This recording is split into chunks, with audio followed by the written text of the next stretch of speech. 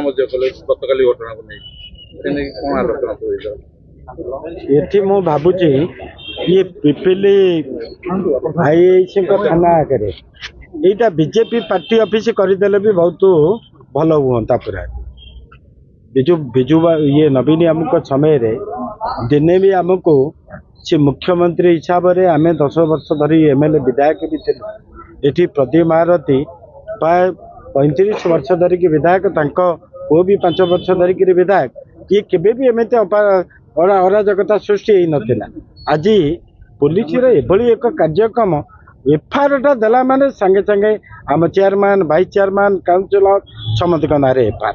आम दलाणु मार्च मासर गोटे एफआईआर जड़े व्यक्ति दुर्व्यवहार कला म्युनिसिपालिटी ऑफिस एनएसी ऑफिस रे पचिकी एपर्यंत ताना एफआईआर भी कराए कि अरेस्ट भी कराए कौन आपण मैंने तो देखुं डेलांग पिपिली रे डेली छोट झील को कोटी दर्शन करा जाउची पुओ भी गोटे मर्डर छोट पिलाटा भी मर्डर कराला एवं एटी बाली चोराटू आरंभ करी मद ड्रग सब तो पूरा राज रास्ता ही चली तेणु आम आज आसीलु सतर्क कर जाइचु एसटीपीओ थे आईआईसी थे ये कथा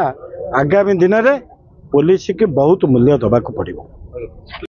सरकार आसीबो सरकार जीवो किंतु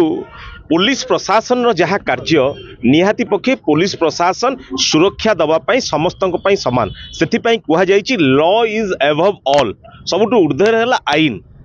किंतु एठी पिपिली रे परिलिखित होउछि पुलिस प्रशासन बीजेपी रो हाथ बारसी पलटि जाइछि बीजेपी रो लोक मानक विरुद्ध रे जदि सेमाने कोनोसी आघात कले कोनोसी लोक को क्षति पहुंचैले तांको विरुद्ध रे कोनोसी एक्शन नौ नाही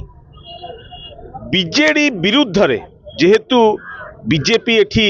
विधायक जीतिछंती तांकर एठू लोकसभा सांसद जीतिछंती तेणु बीजेपी समर्थक माने बीजेडी उपरे आक्रोश मूलक राग सुझाइबा पाई बारंबार थानार माध्यम करी लोकमानक उपरे जुलुम करुछंती तार प्रतिवाद रे आज आमे पुरी जिलार समस्त निर्वाचन मंडल नेतृत्व माने एठू उपस्थित थिलु रुद्र महारथी नेतृत्व रे आज आलोचना करिछु आईआईसी सहित एसडीपीओ सहित आपण न्याय दियंतु जदि कोठी भूल रही भूल दंड मिलवा दरकार किंतु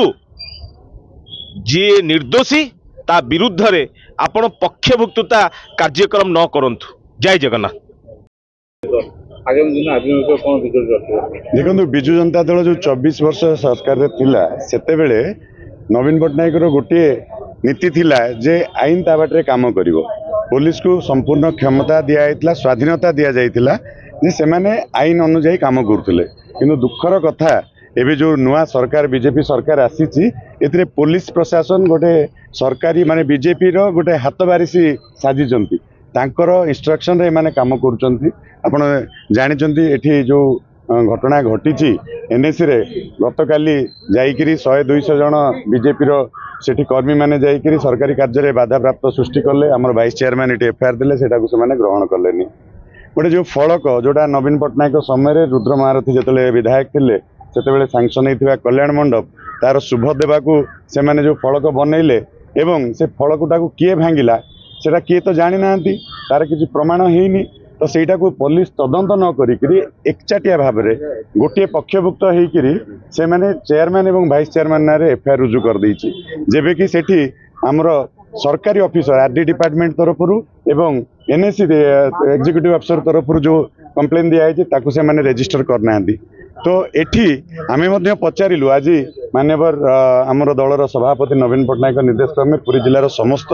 नेतृत्व समस्ते आज आसीचंती आमे पचारिलु गतकाली जो सेठी से माने जाइथिले बीजेपी रो